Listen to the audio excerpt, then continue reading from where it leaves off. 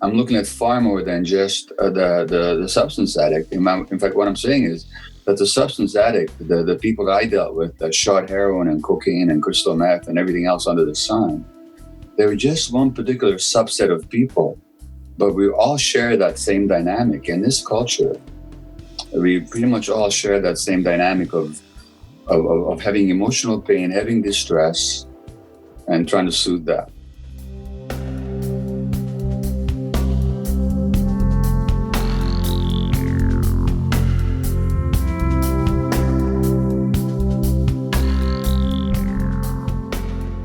Hi, everyone. Mindrolling back, and I'm with somebody I've never met before who is just has written a number of really important books, I would say to you all. Gabor Maté, welcome to the show. Pleasure to be here. And we're fellow Canadians, so that's our only claim to connection so far. And we're both old as the other connection. Yeah, right. Not that old. You don't look that old. I don't know. So, Gabor, I mean, just looking through, and I was sent a copy of In the Realm of Hungry Ghosts, and boy, that is just chock full of so much information, and beyond, to me, beyond just the realm of addiction. And I, in my days in India back in the day, and then throughout the years, that has been something outside of the realm of addiction. The definition of hungry ghost realm that we all inhabit. You don't have to be addicted to inhabit that realm. That realm we are all inhabiting. I wonder if you couldn't just talk about that a little bit, of what that really means and how it does affect everybody. We're not just talking about addicts. Well, so as a medical doctor, I worked in one of the most concentrated areas of drug use anywhere in North America, which is in the downtown east side of Vancouver, British Columbia. And originally, I was just going to write a book about my experience of working with people in that situation. And I quickly realized that nobody out there really, that society as a whole doesn't understand addictions. But the original title of my book was going to be I Need a Fix. And then somebody suggested In the Realm of Hungry Ghosts, which is a concept I was familiar with. And as soon as I said it, it fit. Because the hungry ghosts are depicted as these creatures with large, empty bellies and small, scrawny necks, and narrow gullets and small mouths.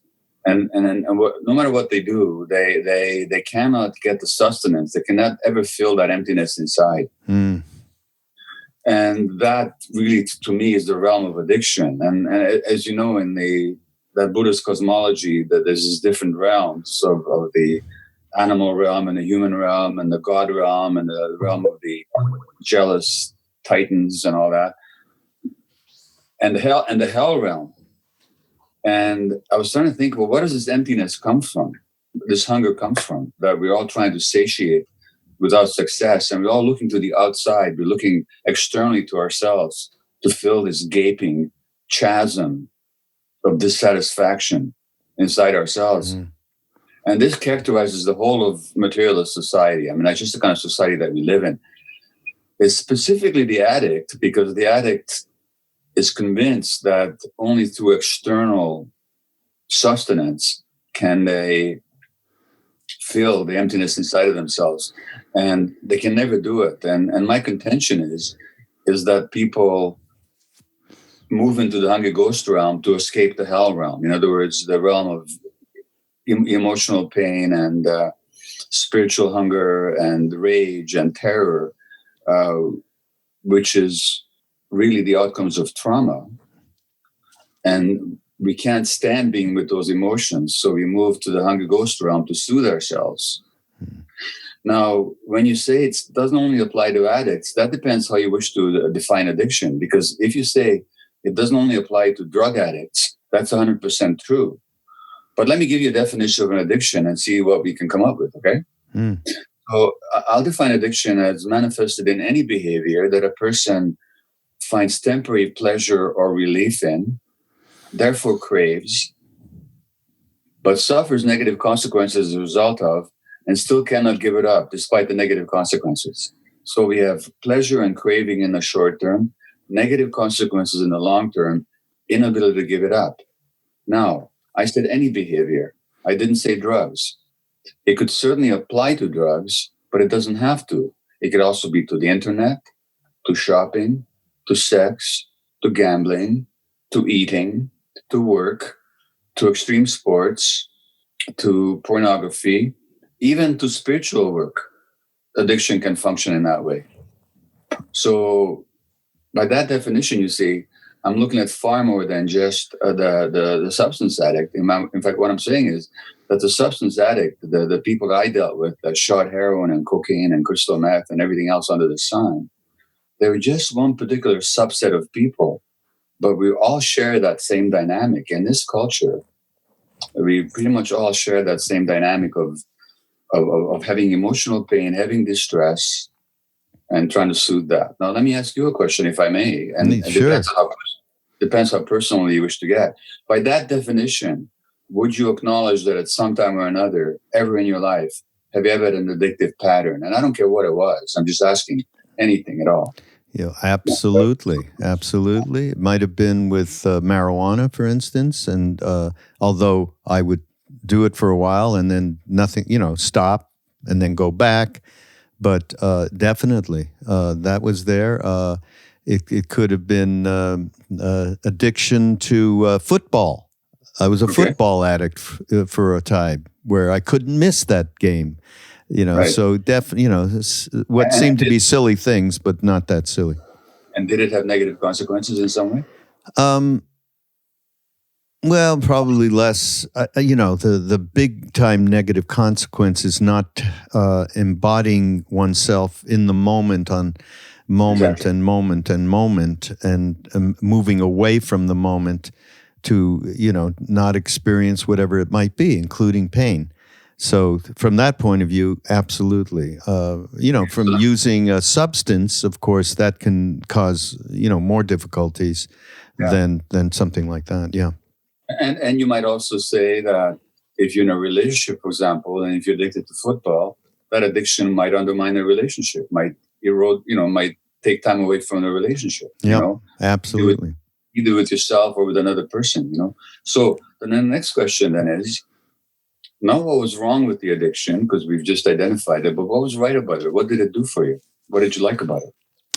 It gave the illusion of spaciousness around not having to face whatever I was not wanting to face in the moment. It could have been work. It could have been the relationship. It could have been, a myriad of other things that I was not interested in addressing in that moment. There was an escape from some degree. So it was an escape from some distress that you were having. Yeah. Okay. Oh, yeah, I can relax now, Yeah. Just looking, even today, just looking at a screen with football, I have this automatic relaxing kind of feel to it. And I look at it now. I'm a little bit more aware now than I was in the past and see that very clearly. So my point about addiction is that the view that society has of addiction, that it's either a choice that somebody makes or a disease that you inherit, is not adequate. It's not right, because what the addiction really is the attempt to solve a problem in your life. The problem of not knowing how to handle the distress or the pain or the difficulty of life. And so my question on addiction is not why the addiction, but why the pain. And we're looking at trauma. Because you see, when you were born, you were totally present to your experience. You had to be. So at some point, we all learn that it's too painful to be present to our experience. And that's what I mean by trauma. So something happens to many of us, most of us in this culture, where we find the present moment unbearable. And we have degrees of pain, and to the extent that we have pain, then we need to escape from it. So then there's degrees of addiction, but the dynamic is universal, and that's what I mean by the realm of hungry ghosts. Right. So, Gabor, in reading the book, of course, I saw some of what talk about trauma, and you had grown up in Europe in your very early days in Hungary under the Nazi regime. Yeah. What that must have affected you in very, very deep ways. Can you talk about your experience there and how it's affected your life as it is now? Well, the experience which I've talked about a number of times, and it's also in the book, and of being born a Jewish infant in Hungary 2 months before the Nazis occupied the country. And so I was born at a time when my father was away in forced labor. The war was going on, and then I'm 2 months old, and then the German army occupies Budapest, my home city. Mm. And then very soon, the persecutions and genocide that had engulfed the Jews of Eastern Europe in every other Eastern European country by then now was enacted in Hungary. So within a few months, the Nazis managed to exterminate 500,000 Hungarian Jews, including my grandparents in Auschwitz. Mm. And so I spent my whole year with a mother who was living in terror, in uncertainty, in physical distress, lack of food and all that.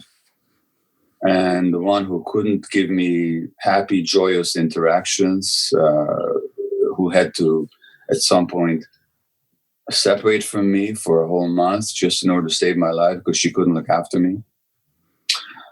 So I had this deep sense of abandonment. I've had a lifelong tendency towards depression because the brain circuits of mood and emotional self-regulation develop in interaction with the environment. And when the environment is so melancholy and so fearful, fear-filled, the child absorbs that, and that becomes part of the brain programming. Mm.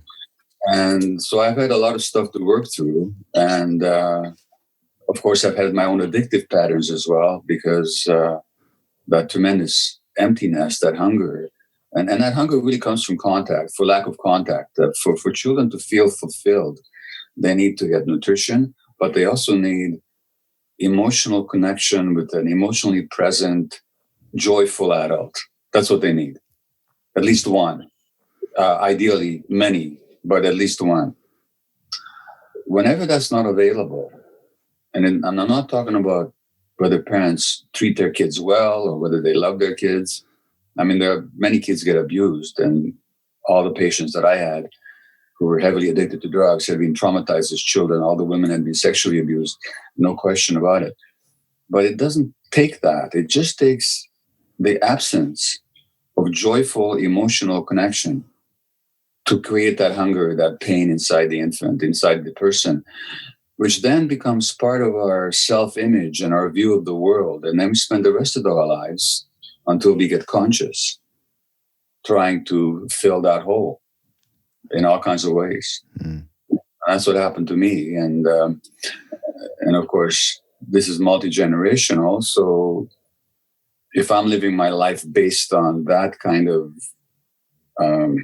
sense of loss and fear, doesn't matter how confident or how proficient I am at my profession, that's still my basic orientation. I'm going to pass that on to my children without meaning to. So this is how trauma becomes multi-generational. Mm-hmm. So that when we talk about something like addiction or depression running in families, well, that can happen, but it's not because it's passed on genetically, but because it's passed on through the trauma imprint that we pass on from one generation to the other. Mm. Yeah. There's a little something in the book that you quoted from Daniel Siegel. Yeah. For the infant and young child, attachment relationships are the major environmental factors that shape the development of the brain during its period of maximal growth. Attachment establishes an interpersonal relationship that helps the immature brain use the mature functions of the parent's brain to organize its own process. I thought that was really a pretty interesting comment.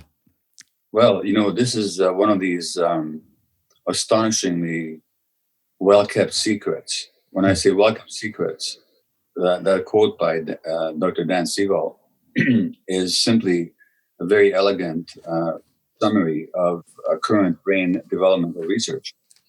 We've known now for at least 2 decades that the brain develops in interaction with the environment. So which circuits develop and which don't have a lot to do with the emotional environment. So the emotional environment is actually one of the major, if not the major influence on the physiological development of the brain.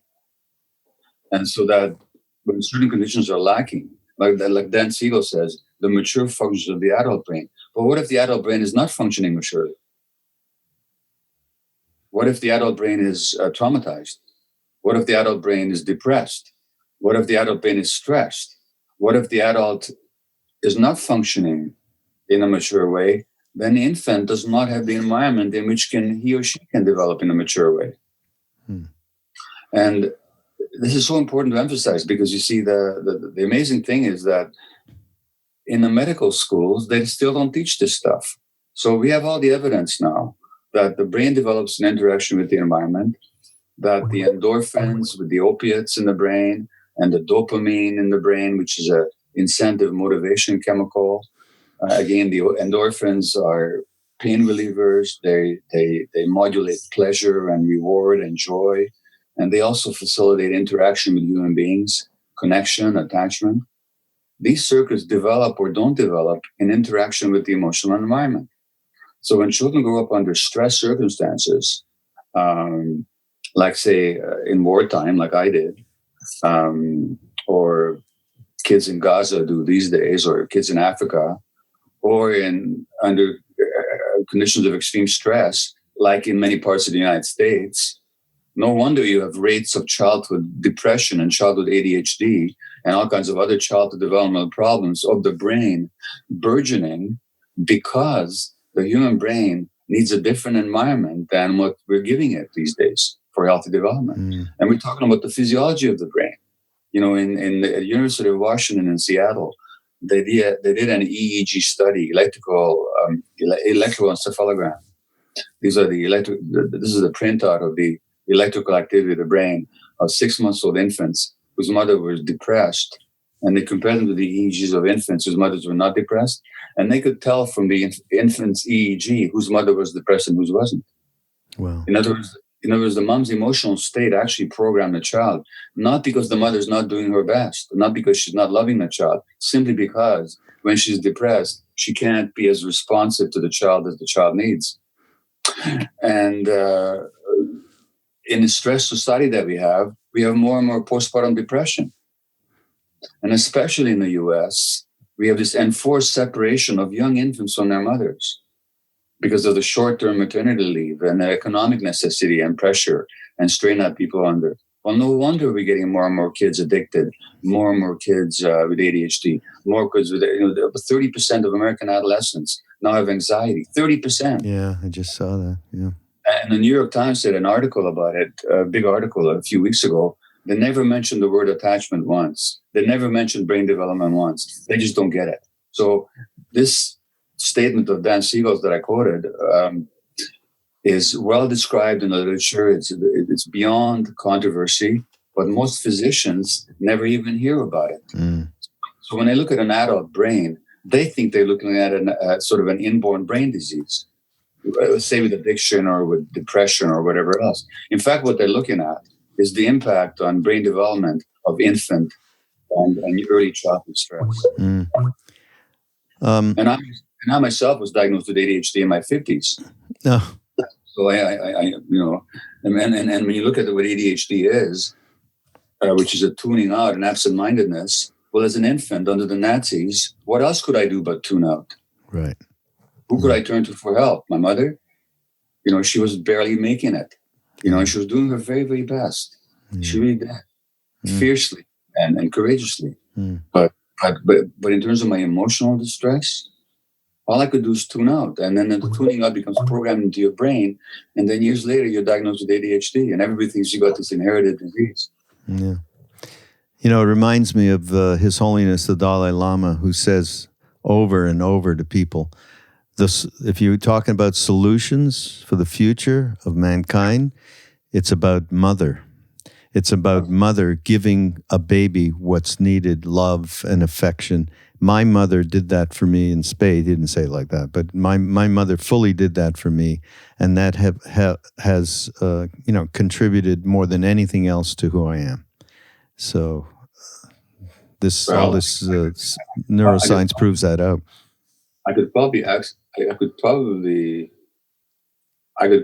Given that you told me that you had an addiction, I could probably do a little exercise with you where you might find out that it wasn't as jolly as you might thought it was. If you want, sure, do that. Let's do it. Whatever's going to help anybody who's listening, I'm down for. No, I'm not disputing your mother's love for you or her dedication, okay? Understand? She's not on trial here. But let me ask you a few basic questions. Any yelling in your house when you're growing up? Tremendous from the father. Amount. Okay. And if I witnessed that scene, what would I watch? What would I see? You'd see me taking the brunt. I had a brother and a sister, and me,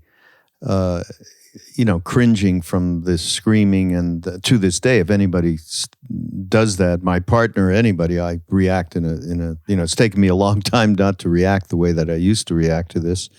So you're in a state of terror. I was, and then that turned into anger and fighting back. Fair enough. But I'm talking about a young child. Yeah, young child. It was terror and cringing. Okay. Who did you speak to about it? No one.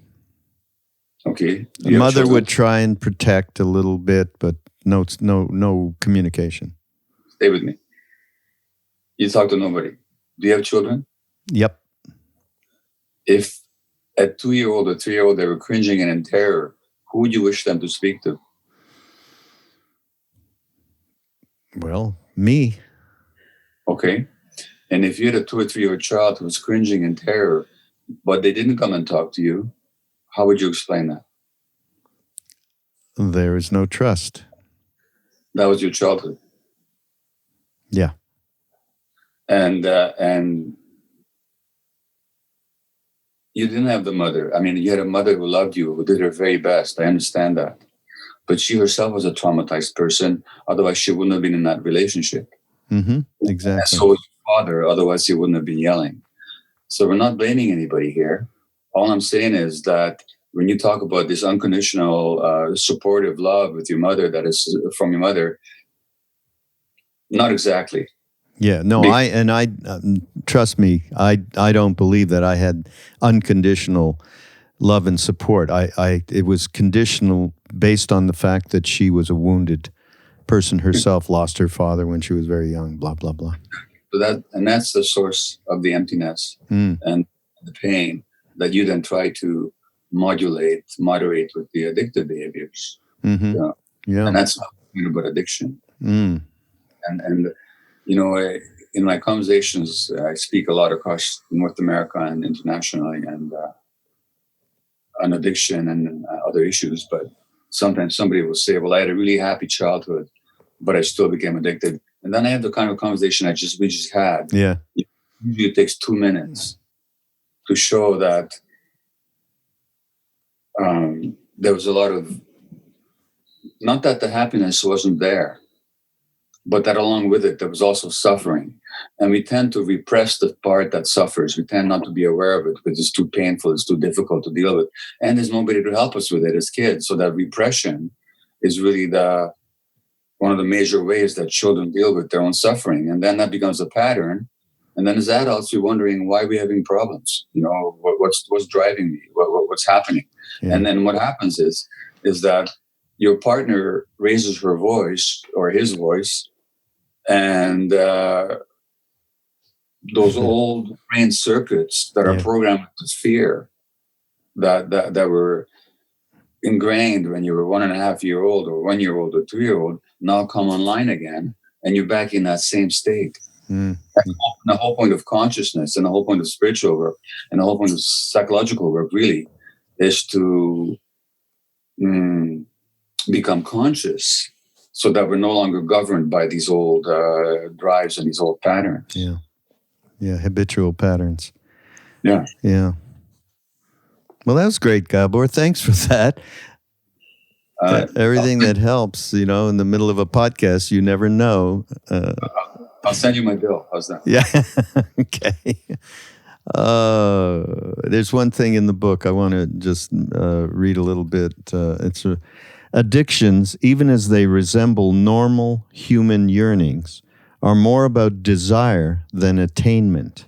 In the addicted mode, the emotional charge is in the pursuit and the acquisition of the desired object, not in the possession and enjoyment of it. The greatest pleasure is in the momentary satisfaction of yearning. I found that so directly right on, but flesh it out a little bit. So sure. So take somebody like me, who I've never had a substance addiction, but as I describe in the book, I've had some addictive behaviors, and one of them was shopping. And I love classical music. Yes, that was fun in the book. But my love of classical music does not explain my addiction to shopping for classical music. So you can love classical music, but be reasonable about when you go to the store, whether you ignore your family, whether you lie to your wife about how much money you're spending, whether you leave the office or even the hospital to get another CD. That's addictive behavior. And it's not about having and enjoying the music, which I really enjoyed the music, but it's about having to get one more and one more and one more. And the more I got, the more I needed to have. So as I said in the book, one week I spent $8,000 without, not unintentionally, but not like I decided I'm going to have this much money to spend and I'm going to spend $8,000 on compact disc. Is that I couldn't help going back to the store. It's about the acquiring and the getting. Now, the same thing with the sex addict. Take somebody who's addicted to sex. They're not actually addicted to sex. It's a very serious affliction, sex addiction. Even the psychiatric profession doesn't officially recognize it as such yet. But nevertheless, it's a very serious affliction. It's debilitating to people. Causes tremendous suffering and unhappiness. But it's not to sex. Because if it was to sex, then all a sex addict would have to have is to find another sex addict. Then they could have all the sex they wanted for the rest of their lives. It's not about the enjoyment of the sex. It's about the hunt. It's about the thrill. It's about the chase. It's about the victory. It's about the validation that I'm wanted again by somebody else. Because if it was only about the sex, again, you wouldn't need to have multiple partners. So it's really about the thrill, and something happens in the brain. There's a certain chemical, dopamine, gets released in the brain when we're seeking, when we're exploring, when we're looking, when we're in the hunt. Mm. And that makes us feel so alive and so present. And it's the same with the gambling addict. The gambling addict is not after money. Because even if he wins the jackpot, next morning he'll lose it. It's about the thrill. It's about the excitement. So what all addicts are looking for, and this is true whether addicted to substances or to behaviors, is they're just looking for a temporary change in the state of their brain so they can feel more alive and more present. We just want to be alive.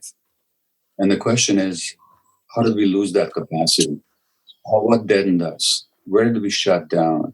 Where did we lose touch with ourselves? And, the essence of spiritual work is reconnection with the true self. And that's also the essence of psychotherapy properly done. And so I think that's why the two are so allied. And in the West, where we separate spiritual work from psychological work, the best we do is we try and fix the ego, make it a little bit more functional. But really, it's not a question of Eckhart Tolle, the spiritual teacher, says that the ego wants to want more than it wants to have. So that wanting is built into the egoic structure. So as long as we're just working on making our egos function better, that's not a bad objective. I mean, some people have very poorly functioning egos, and they need to strengthen them. They need to function better just to get along in life. But ultimately, it has to be deeper than that. It has to be that reconnection with the true self, which is really the essence of spiritual work. Absolutely. Because as long as we're in a wanting mode, and we're not conscious of it, and we're driven by it, we're going to be hungry ghosts. Well, it seems to me one of the things, as I was reading through the book, there's a lot of very direct honesty from you about your own foibles, about what you've gone through, about what you still go through, and so on. And it reminded me a little bit of what attracted me back in the day to Ram Dass, who is also very, very honest about his stuff. And it made it easier for those, we were real young back then. It made it easier to allow for our humanity to be present and not to run from it, not to judge it, and not to be afraid of it. And I have to imagine that that's got to be an important ingredient in terms of the work that you've done with addicts directly, or with people who aren't drug addicts, as you put it, the differential. What is your take? I mean, self-honesty. Well, I think there has to be self-honesty, but it has to be a very compassionate self-honesty. In other words, self-honesty doesn't mean self-judgment. It actually means looking at the ego with compassion. Instead of saying you're selfish and you're narcissistic and you're bad and you're grandiose and you're this and that and the other, what's really underneath that is fear. What's underneath that is isolation. What's underneath that is pain. That's what's driving this whole project. And so that, yes, it does take self-honesty. In other words, you have to look at in yourself what is working, what is not working. When the 12 steps do their moral inventory about how our behavior has negatively impacted other people, that's not self-flagellation. That's really it's an inventory. An inventory is something objective. You just look at what is there, what is actually there, what is actually the case. But that has to be done compassionately. Otherwise, it becomes self-flagellation and self-judgment. So I teach a method called compassionate inquiry, which is asking these questions of what's really going on. So I don't mind telling you that I've had all kinds of dysfunctional behaviors, including behaviors very often that I wish I could redo and do differently. But like again, as Eckhart Tolle says, the ego is not personal. So I'm not being pejorative towards myself when I tell you that I've lied in my life, I've been dishonest, that I've been selfish. I'm just saying this is the case. And then the inquiry is, well, what was driving me? What was going on? What hadn't I understood yet? What don't I still understand? What separation from reality am I still experiencing? So the inquiry has to be there, and it has to be a forthright one, but it has to be a compassionate one. Because there's another one of my teachers, A.H. Almas or Muhammad Ali, says, only when compassion is present will people allow themselves to see the truth. So that if you engage in this inquiry with yourself, you have to be compassionate with yourself as well. And when it's compassion there, the truth doesn't hurt. Or if it hurts, it's growing pains.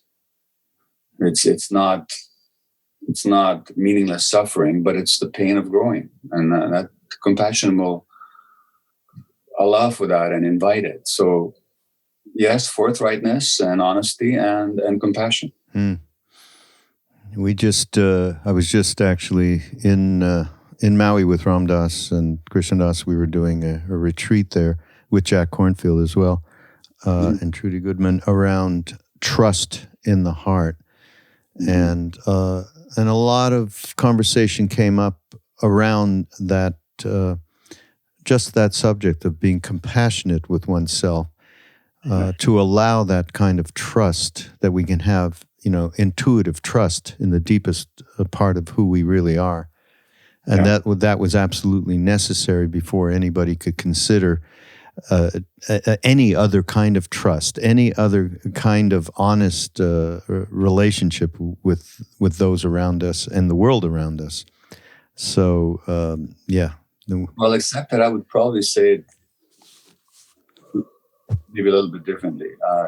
You say that trust in ourselves. Well, actually, that's not quite how it begins, because you see, we're creatures of relationship, and we were hurt in relationship. And one of the first impacts of trauma is precisely that loss of trust in the self. Yeah.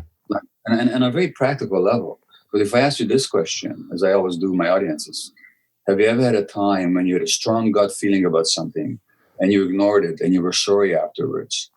What would you say? Yeah, everyone would say yes to that one. They all say yes, which means that at some point you actually lost trust in yourself. Right. And I'm not going to go into the reasons, but that loss of trust in the self was actually self-protective at a certain time. Because at a certain time, following your gut feelings, like your gut feelings as a 2-year-old, the terror that you had would have been to run.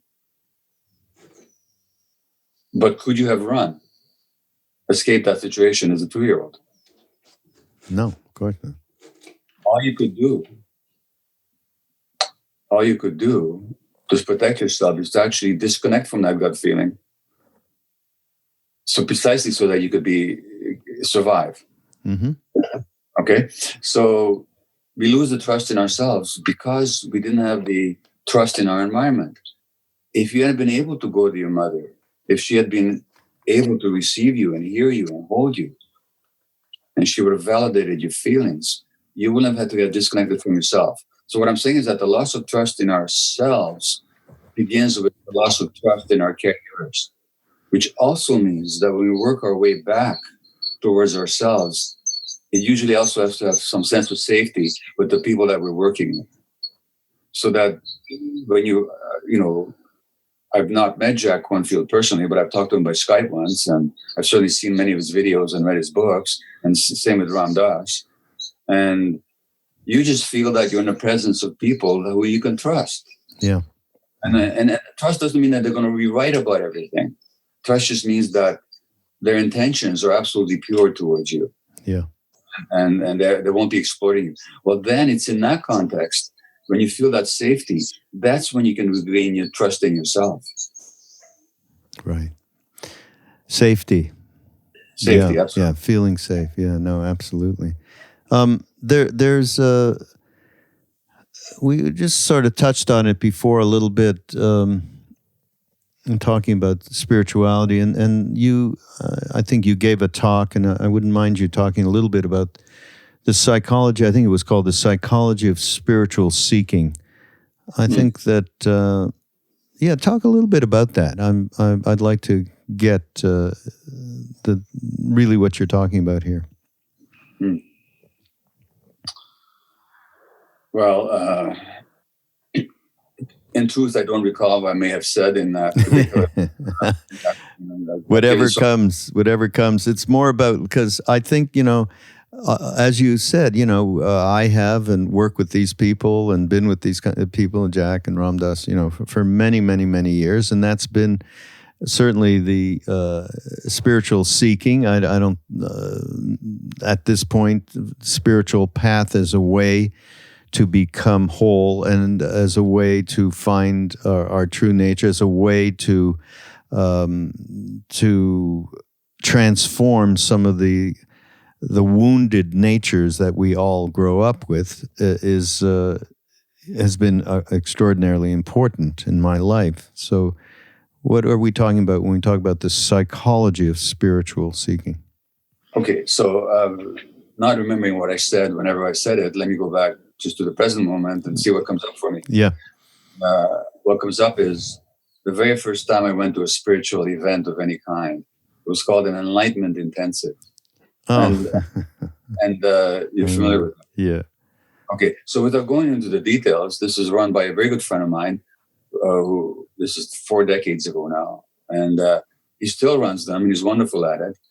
But the intention was that you should have a direct experience of whichever question you're working on. And the question I was working on is, who am I?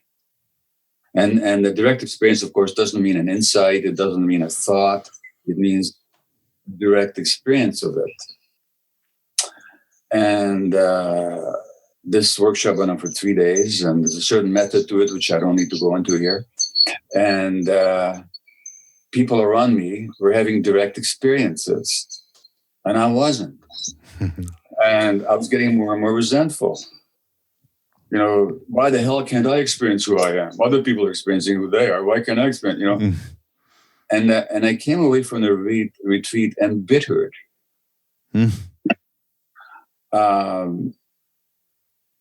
Because my belief was that I needed to have a certain experience in order to be okay. In other words, I was still coming from loss and need and emptiness.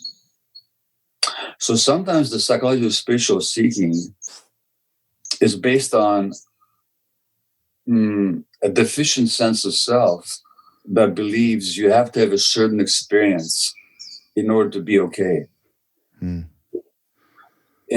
At which point, or even people have these experiences, which are powerful and they're inspiring and they're joyful and magnificent, or very, very simple in a beautiful way, where all these words I just used don't even apply. Just the simplicity is so beautiful that you don't have to call it anything. But then they go back to their lives and they don't know how to integrate that experience. Now then they become addicted to trying to have that experience over and over and over again. Mm-hmm. So the psychology of spiritual seeking, it's a delicate balance. And the last thing I ever do is promote myself as any kind of a spiritual teacher, you know. But from what I understand the teachers to say, that there has to be an openness and a curiosity, but that drivenness you have to watch. Mm-hmm. That drivenness itself gets in the way of precisely what you're seeking. So it's like seeking without seeking, seeking without needing, or needing without needing. There has to be a balance between, when you say, for example, how to become whole, well, of course, the spiritual teachers will not say that you have to become whole. They'll say you already are whole. You're just not aware of it. So it's the awareness of wholeness that we're looking for. Mm-hmm. It's tricky. It's very tricky, but to the extent that you're still seeking one particular thing that should happen to you so that you should be okay, you're still caught on the same track. Mm-hmm. And I suppose that's what I may have meant by the psychology of spiritual seeking, that it can just be another ego drive. Yeah. No, absolutely. That once I get this, I'll be happier, I'll be friendlier, I'll be nicer, I'll be more powerful, whatever, you know. And believe me, for much of my life, to the extent that I've had a spiritual life, I've approached it very much from that angle, which only feeds resentment and loss, you know. And I don't want to say much more than that, because I don't want to pretend to have had experiences that I haven't had. But this is what I've learned so far anyway. And I also know that sometimes it's surprising, because about a year and a half ago, or a year and 2 months ago, I learned a yoga practice from a particular teacher. And I never saw myself as a yoga person. I'm never going to do yoga. I got ADHD. I can't stand being still, you know. Well, lo and behold, I have a daily yoga practice now. That's great. And I wasn't looking for it. It just came along, you know. If I'd been looking for it, well, I never looked for it. But life just brought it to me. Life just really brought it to me at a moment where I really was open to it. And I really felt, well, yeah, okay, whatever I'm doing, it ain't working. And this teacher came along, and then this teaching came along. And so now I have this particular practice, which has made a wonderful difference in my life. Yeah, so sometimes it just comes to you. Mm-hmm. Yes, absolutely. And I do like the cautionary aspect of what we in the West do get into because of the competition, being better than the next guy, the accomplishment, all of it is, well, of course, it's all perfectly elucidated in the Bhagavad Gita, very wonderfully. And but certainly in the West, this is an intrinsic issue around attainment of spiritual attainment.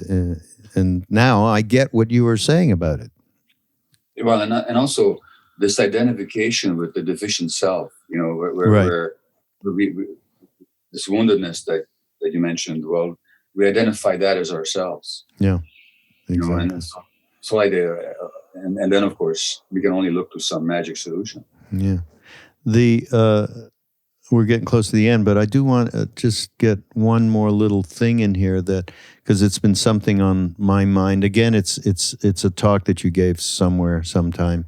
But what's been on my mind, and I actually been working with and talking to in podcasts and on retreats with Sharon Salzberg. It actually came from a good friend of mine who's a podcaster, stand-up comedian named Duncan Trussell, who one day said to her in a public forum at a retreat, "So what's your practice? What do you do?" And, just an honest question to a teacher. And she said, "I get up, I sit down, and I get real." And so we have been investigating getting real, right? Dealing with our projections, our manipulations, and so on, and just talking about, spiritual materialism, which is what we were just talking about, experiences and identifying with them or identifying with the wounded person. And so your talk was about the need for authenticity, which triggered me. So maybe talk a little bit about that. Triggered you how? Triggered me, no, not in a bad way, triggered me to think about the getting real stuff that we had been talking about. Okay. So you remember what I said about gut feelings? So human beings have two basic needs. Well, there were many needs, but two fundamental ones are for attachment, which is to say for relationship. Because self-evidently, without relationship, the infant doesn't survive. And the young child doesn't survive. And throughout our whole lives, we need a relationship in order to function. So human beings are relational creatures, and we're wired for that. Our brains are wired for attachment, for connection, for seeking proximity. That's a need that we have, without which life is not even conceivable. And literally, it's not conceivable, because without attachment, we can't even conceive life. The act of conception itself is two people get totally attached to each other physically. So attachment and closeness and proximity to human beings is essential for the procreation of life and also for the propagation and the development of life. So that's one need that we have, not negotiable. But we also have a need for authenticity. And by authenticity, it's very simple. Auto means the self.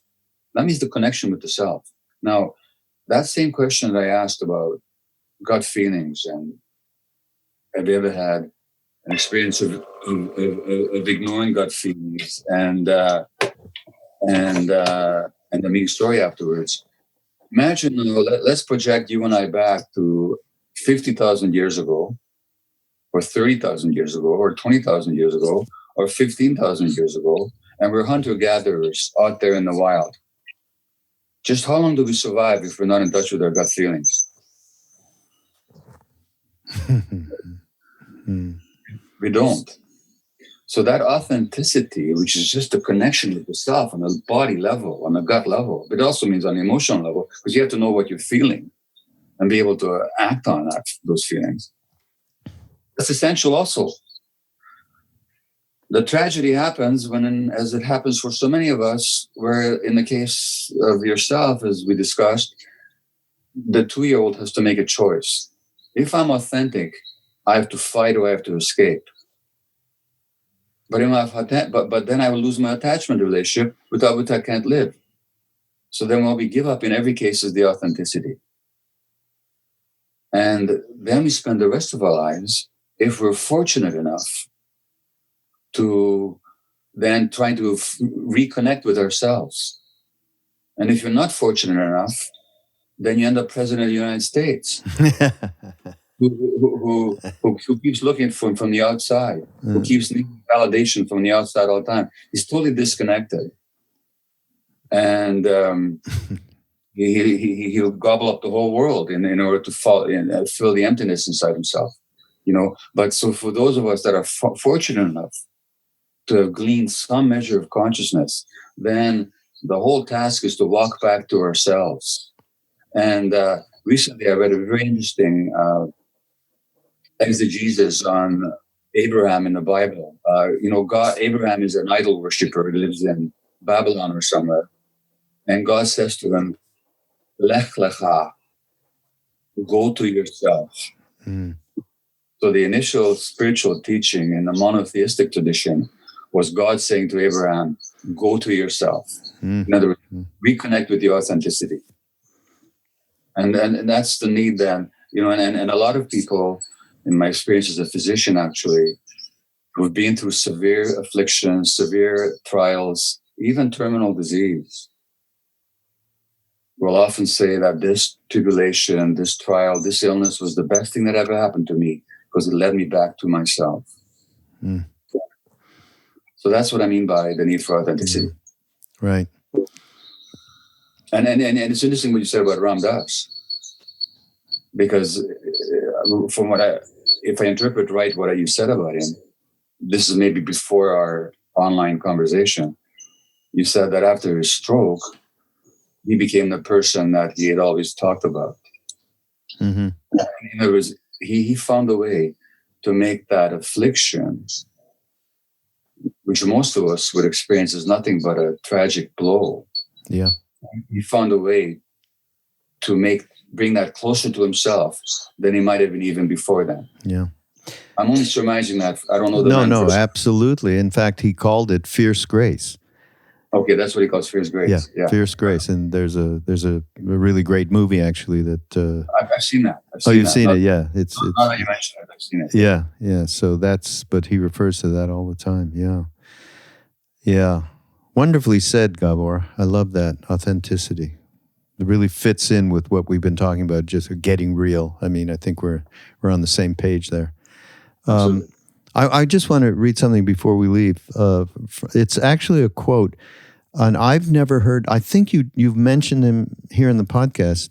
He or she, Naguib Mahfouz. Naguib Mahfouz. He's an Egyptian novelist. This is the first time I've ever heard of him, but I loved the quote that you put in the book, and I want to read it. The problem's not that the truth is harsh, but that liberation from ignorance is as painful as being born. Run after truth until you're breathless. Accept the pain involved in recreating yourself afresh. These ideas will take a life to comprehend, a hard one interspersed with drunken moments. Yeah. Wow. Yeah, it's fantastic. Well, Naguib Mahfouz is a Nobel Prize winning novelist, and he's got this wonderful trilogy called the Cairo Trilogy, and that's why I found this. All right. Well, we're gonna. That leads me to say we're not only will we have on BeHereNowNetwork.com /mindrolling where you'll find show notes for this podcast. You'll also find Gabor's books and link to his website so you can get more. In contact with him that way. We will also put the Cairo Trilogy is what you said? That's the novel, the 3-volume novel that he won a Nobel Prize for. Okay. Cairo Trilogy. We'll have all that up and links for everybody. Gabor, thank you so much for joining me today. I really appreciate it and certainly enlightening in many different ways. What a great pleasure to speak with you. Thank you for inviting me. All right, everybody. We'll be back next week with Mindrolling on the Be Here Now Network. See you later.